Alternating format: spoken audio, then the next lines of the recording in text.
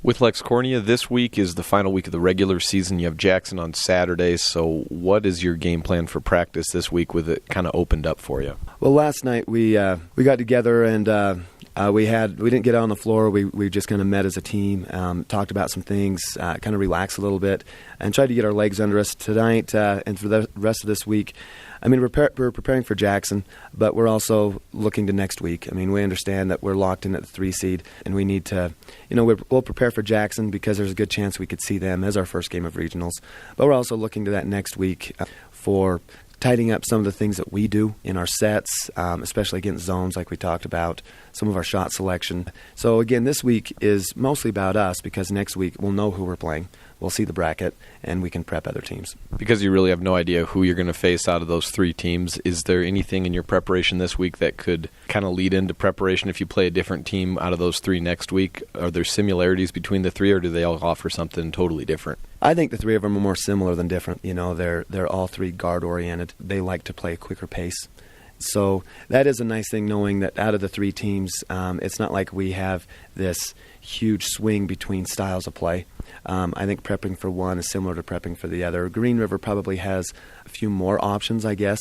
But, you look at Jackson with the Peterson kid. You look at Natrona now with the Hagar kid and what we saw from him on Saturday.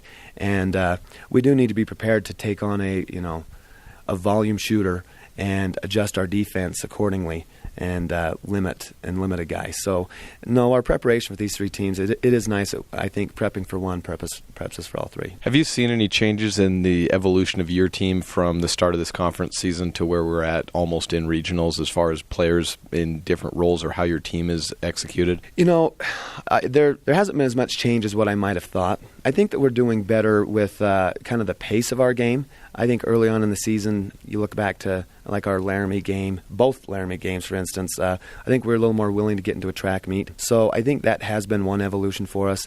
I think that, our post play, Seth Davis and Jesse and Chandler and Hayden they've really given us an identity that we can get the ball down low. I think we're playing a little more inside out now. And part of that is because we haven't shot the ball that well.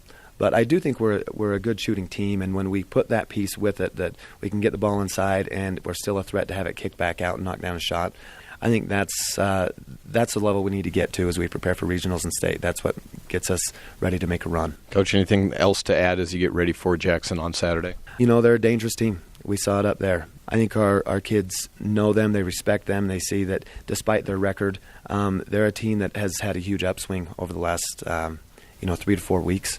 I think our kids are locked in and ready to go. And, it doesn't change our seeding. It does really have the potential to change the 4, 5, and 6 seeding.